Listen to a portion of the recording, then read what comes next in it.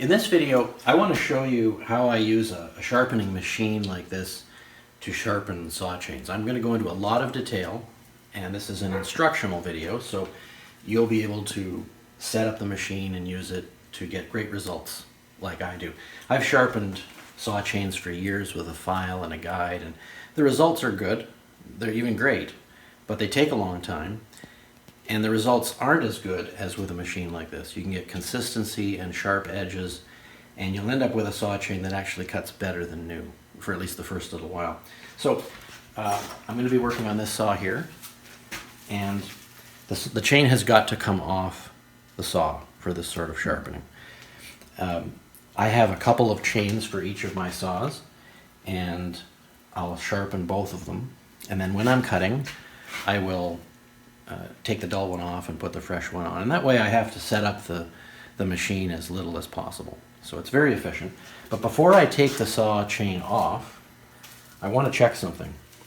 See, if you look closely here, this is a cutter right here. This actually chews some of the wood. And this is a cutter too, this other one. But between, there's this other little thing here. It limits the amount of bite that each chain tooth can take. If the chain tried to take its full bite, right down to the depth, it just wouldn't be able to do it. The chain would stick in the wood. So there's this thing here, and it rides in front of the cutter, and it stops the cutter from biting off more than it can chew. And this gauge here is how you measure whether this is sticking up too much. And I say too much because as you sharpen a saw chain, the effective edge, the cutting edge, actually starts to go down a little bit. That's because the chain tooth is sloped backwards. So the more you sharpen it, the further down it goes, and the higher this little nub in here gets in relation to the cutting edges. So this gauge here rests over the cutters. It sits on top of these cutters, and it's got a depressed center section, and it's depressed 25/1000ths of an inch. And so if this relationship between the cutters and this little limiting nub in here is correct, when I put the gauge on, I won't be able to feel the nubbin sticking up above the side of the gauge. If it is sticking up, then I can file that down by hand with a flat file, or I can use the sharpening machine for that too. It's faster and more consistent, and I'll show you how all that works when we get the saw chain off and put it onto the machine. So taking off a chain is the same for any kind of saw. You're going to need some kind of a socket wrench to loosen off the two anchor nuts. There's always two of them on these things, and just to make the job easier, I like to loosen the chain tension a bit too. So take these nuts and come right off.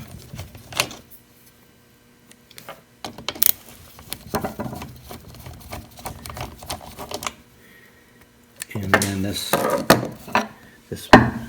cover here can come off, and it gets quite dirty in there. I'll show you a little bit about cleaning that out later. So now we just push the bar in, and we can lift the chain off. I like to take it off the nose of the saw bar first. Just get it off there, and then come back here, and then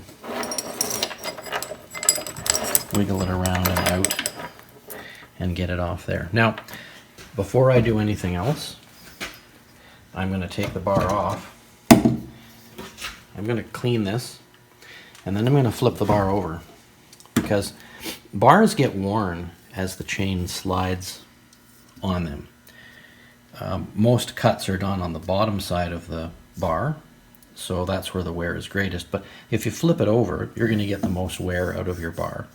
And the wear you're concerned about causes these surfaces here to become dished.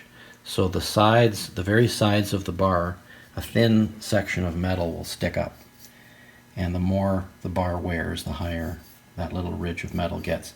And it kind of makes the chain slide wonky, and eventually it's a big problem. What I do, actually, as soon as I feel any kind of a ridge forming on these edges, I just take the bar over to my woodworking edge sander, and I just give them just a quick little clean up sanding along the whole length of it, and it completely gets rid of any issues like that. So it's fast and simple, and the bar stays in excellent condition. So I will install it this way around when the time comes, but for now let's just put the saw chain, bring it over to the machine here, and I'll show you how the chain fits in. So you have to think of these machines like a miniature chop saw, except it spins a grinding wheel like this. There are different widths of grinding wheels for different sizes of chains, but this is what they look like. They last quite a while. Eventually they get too small to use, but that's what they look like, and that's what's in here. And so with the chain held in this little clamping device, like so, clamped in there, and with the motor running, you kind of chop down, and the grinding wheel grinds the leading edge of the tooth. That's the theory. That's how it works, and it works really well and quickly. But you've got to set up the machine properly. You've got to make some pretty precise adjustments for how far the grinding wheel chops down, how much of the tooth is going into the grinding wheel, and also there are different angle settings here. This sounds more complicated than it is, but you do need to get all these things right in order for this machine to work. That's kind of what takes the time, and once it's all set up, you're ready to go. So with the device angled this way, I can sharpen every second tooth. So I can sharpen this one, I can sharpen this one, I can sharpen this one. And I'm going to show you how the action works without turning it on. So I put this chain in here, I pull it back till this cog here stops it from going any further. That regulates the position of the cutter in relation to the rest of the machine. And then I lock it down with this little clamp here. So now that the chain is firmly supported, it doesn't wiggle, it doesn't move, nothing. And I'm going to chop down here, and I'm going to grind. It's the leading edge of the tooth that I'm concerned about. I'm not concerned for anything down here. It's this leading edge of the tooth here, and especially the point. That's where most of the cutting happens, is this point.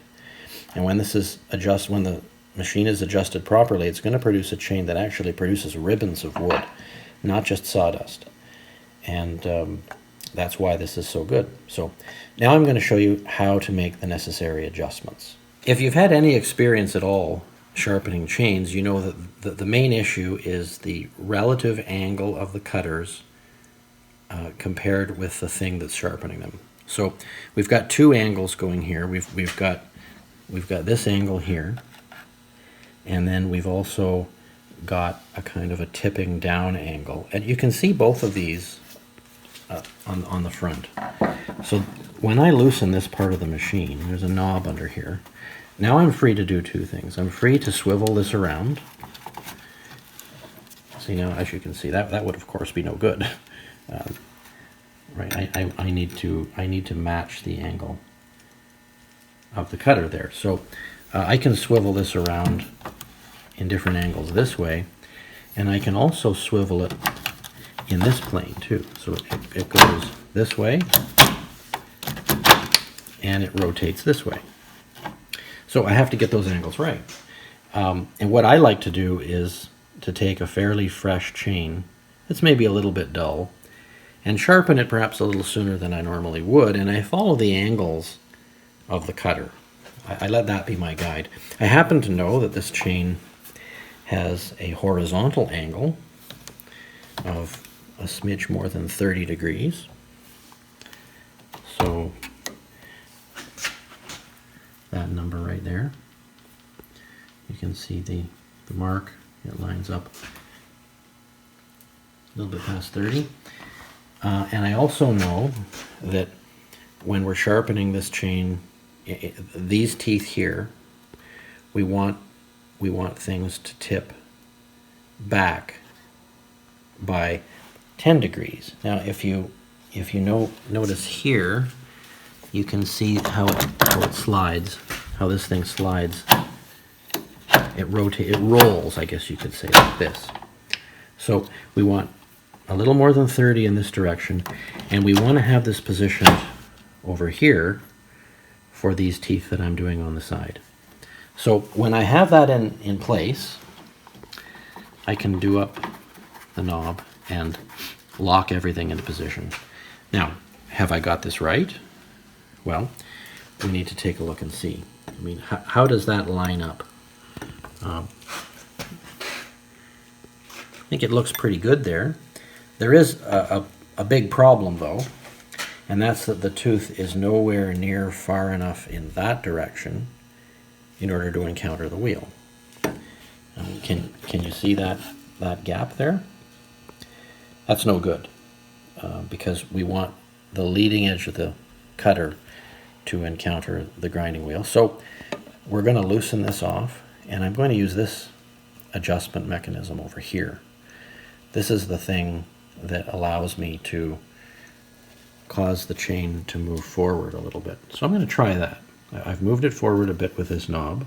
This pushes the cutter forward. I'm going to pull it back against the dog here and clamp it in. Let's see what it looks like. Okay, now that's too much. I've overdone it.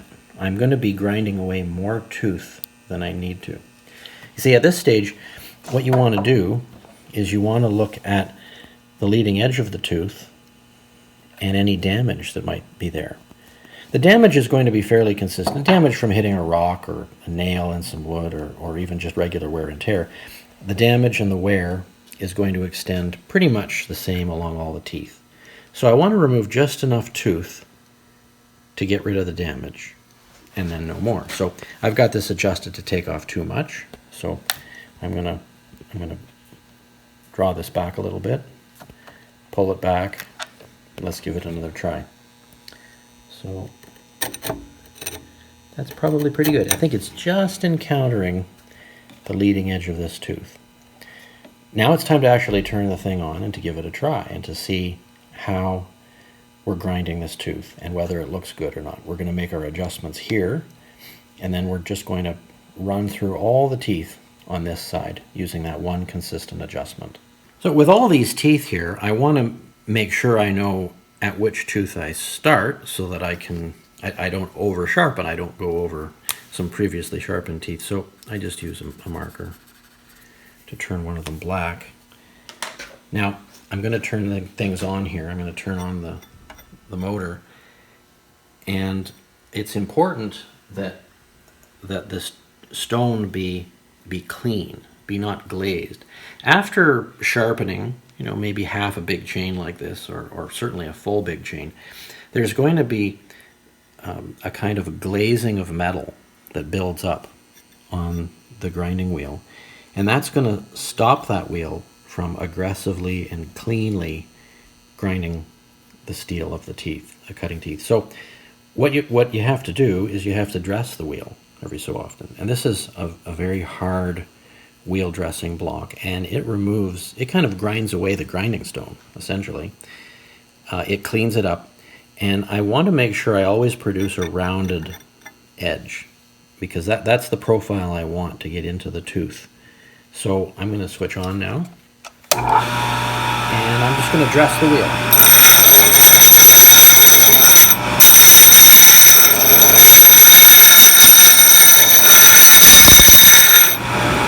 So that wheel's nice and clean. I know it's going to cut well, but I don't know if the adjustments are perfect yet. So I'm just going to gingerly try this one tooth. And let's see what happens here. That's just about perfect. I'm removing some material from the front of the tooth, but not too much. I'm also not sitting here for a long period of time with the grinding wheel in contact with the tooth, because I don't want the tooth to get red hot or anything like that. It can get warm, and it will get warm, but I just want to grind it kind of in pulses like that. Now, I like that. That's actually looking great, and we can take a closer look at that. But there's one other adjustment that I want to tell you about. So I've adjusted for angle, two angles, the angle this way, and then the sideways angle that you can see on the scale here. I've adjusted the position of the tooth relative to the grinding wheel, so forwards and backwards. That's regulated by this device here. But there's one other adjustment, and it's up on top here. It's this knob, and this controls how far down the wheel chops. I mean, if I go too far down, I'm going to start grinding parts of the chain that I don't want to grind. I only want to grind the tooth and no more, and so that has to, the depth of cut has to be regulated as well. Now, as it turns out, the depth of cut's pretty good here. It's just about where I want it. It goes down, it's contacting everything on the tooth, but it's not going too far. So I would consider this to be kind of the ideal tooth grind. You can see it from that side. Let's come around from the other side, and you can learn a lot by looking at it from the operator's side as well. So, do you see how this part of the tooth is shiny? It's freshly ground. It's freshly ground right down to the bottom, and that fresh grind, it circles around and comes up here to a nice point. That is a nicely sharpened tooth. In fact, it's so sharp, I could easily cut myself on the point. It's very sharp. And that's what I want for all the other teeth on that side of the chain. So my machine is set up. I'm ready to start using it in an automated way. And I want to show you the rhythm of what that looks like as I get going. So I've got my safety glasses on, and I'm ready to start using this adjustment. So this is the tooth I've already done. Even when a tooth is already done, you can always get a few more sparks out of it if you kind of lean on the machine, on the handle one way or the other. There's just some flexing in the machine. It's not a big deal. You don't keep grinding until there's no more sparks. You just keep grinding until most of them are over. So grind, loosen, forward, pull back, clamp, and then grind again. So I'll just continue on here. This is what the rhythm looks like when I don't stop to explain how it works.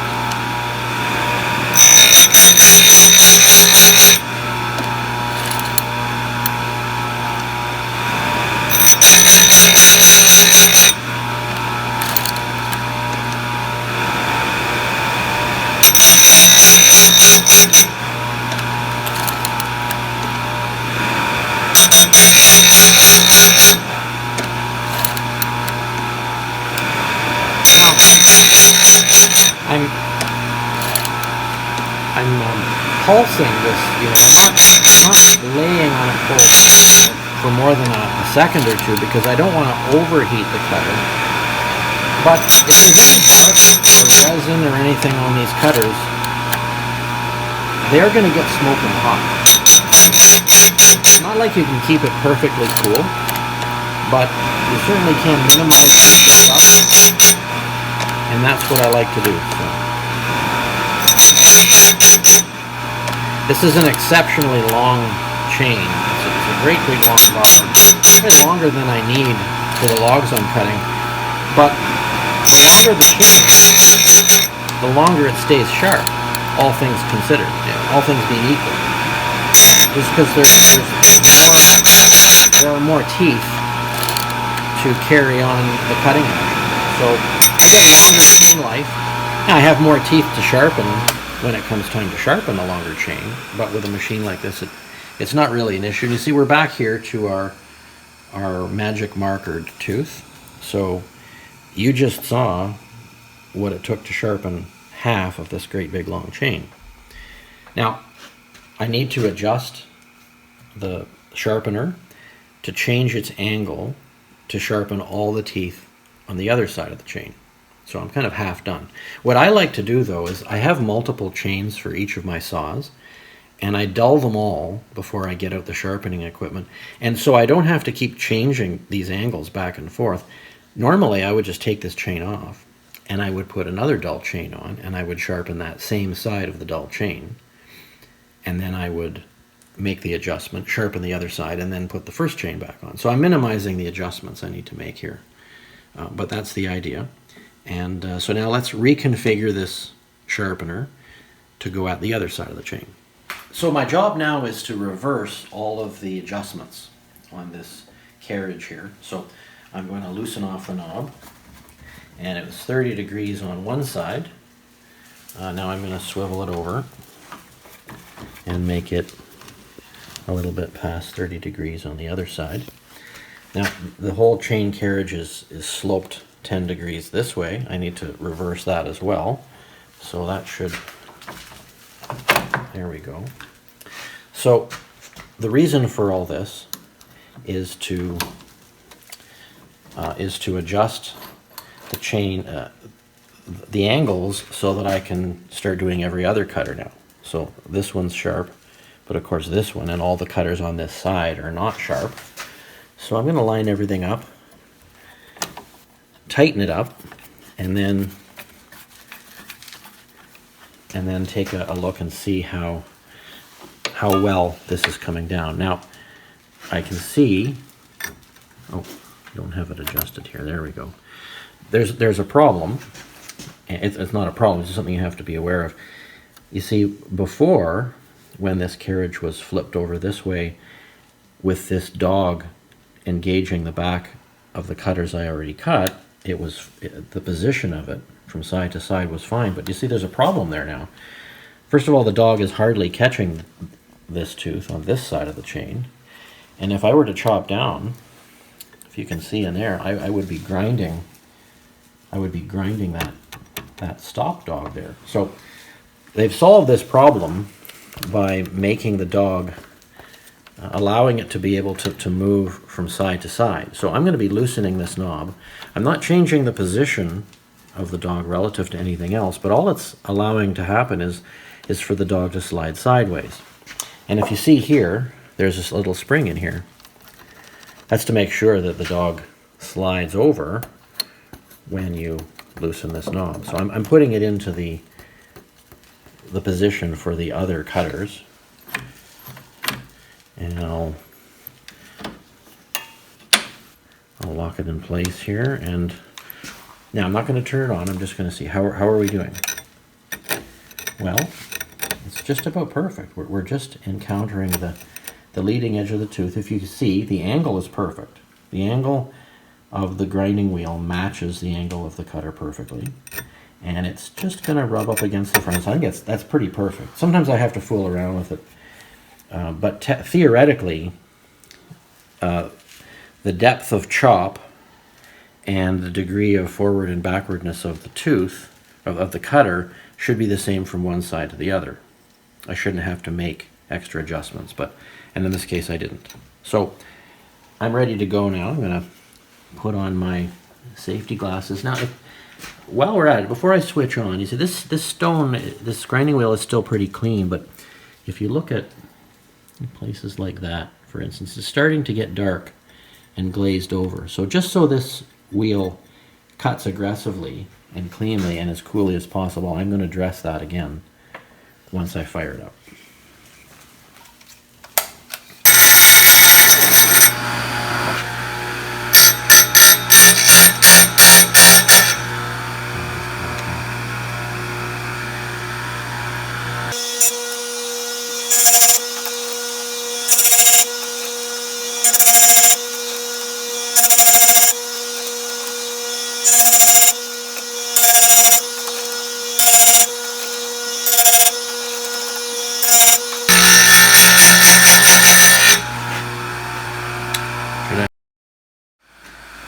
So I've just finished all the teeth on this chain, this long chain, and I would be ready to put this back on the saw right now, but I want to cut the depth guides down a little bit so that this chain can take a bigger bite.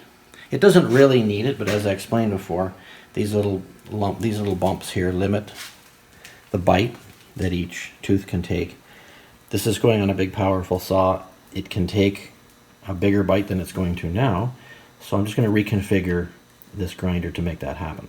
So adjusting the depth guides, the depth gauges, this isn't something you have to do all the time, maybe only 2 or 3 times in the course of the life of a chain before all the cutters are ground off, but I've reconfigured this sharpening machine to do that. So come and take a look. I've changed the angle of this so it's coming more or less straight down. It's a little bit off from perpendicular. It doesn't really matter because my aim right now is to grind off the top of this depth guide a little bit with the grinding wheel. So I just want to make it shorter. It doesn't have to be sharp and it doesn't have to be angled in a certain direction. Now I could take this wheel off and I could put on a wider wheel, something like this, that would make the job a little bit easier, but I don't want to invest the time in taking the wheel off and then replacing it again for such a job. So what I've done is I've adjusted the stop dog so that the depth gauge is immediately under the wheel when it comes down. Okay, now I've adjusted the depth knob on the back of the machine so that it only goes down the amount I want. And the amount I want, if you recall, is determined by this gauge. This gauge sets the depth gauges down 25/1000ths of an inch below the tips of the cutters. That's a kind of a factory setting. Sometimes I'd like to take it a little bit lower than that, as I said, but let's just see how this looks. I'm testing the adjustment here. So we'll just clamp it in place, put that on top, and yeah, I can't feel that sticking up. It's pretty much flush with the gauge. So I'll show you how this works. I'm just doing it on the one side because the depth guide here is in a little bit different position. So I will adjust the tool to do these properly later. But for now, I'll just do a couple of these and show you what they look like.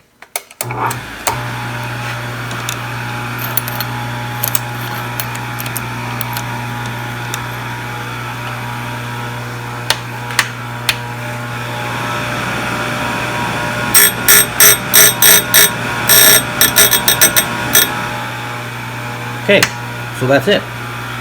Now, just before I move it on to the next one, though, I'm going to take this flat file here.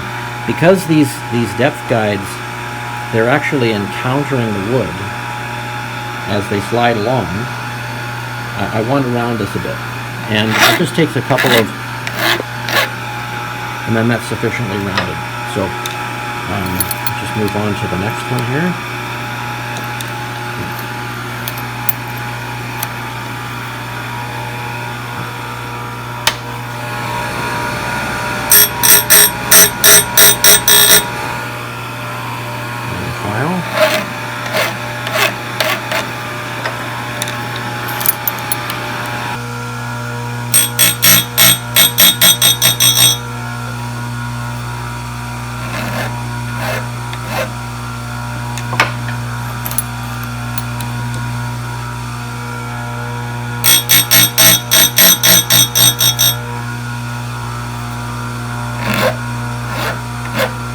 So the chain's all sharp, the cutting gauges are ready to go, and I want to put the chain back on the saw.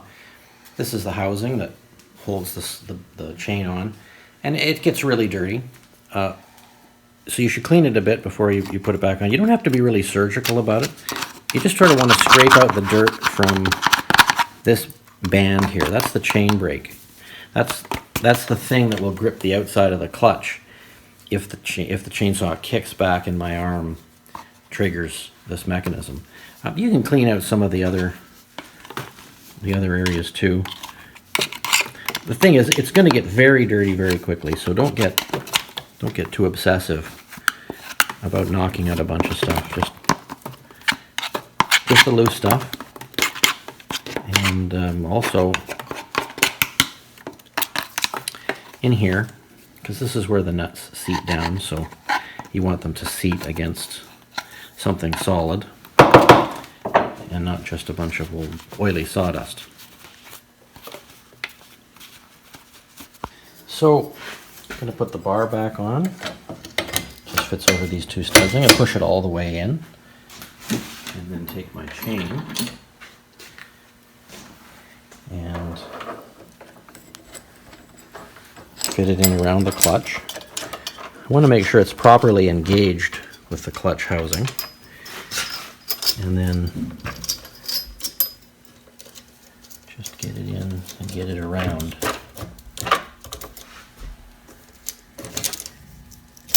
And in place. Now that seems to be right. Sometimes the chains cannot properly engage with the clutch, so they're not actually where they're supposed to be. If that's the case, you won't be able to turn it over very easily like this. So it looks good. I'm always a little leery though, because it is possible for these things to go together improperly. So I'm putting this on. Now that happened to fit on quite nicely, but if it doesn't go on, if for some reason it doesn't seem to want to go all the way in, it's probably because your chain adjuster, which has a little finger inside, is in the wrong position. Maybe you've taken off another chain and you're replacing it with a chain that's tighter. And so this finger here, you see this thing moves back and forth as you tighten or loosen the chain, and it engages with these holes here. So if this pin is in the wrong position, it's not going to go in the hole. And this will go partly on, but not on as far as it should.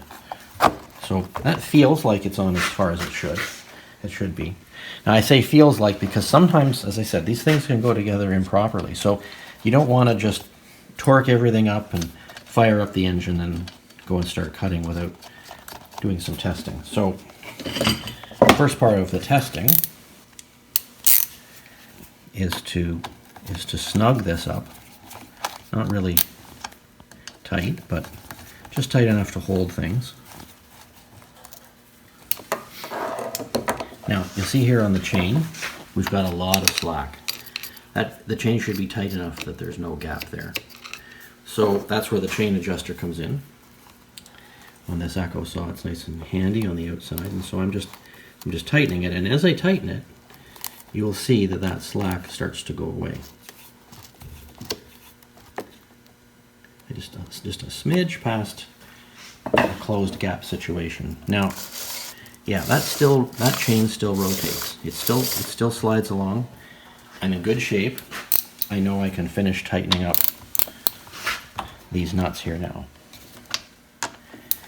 And this saw should be ready to go.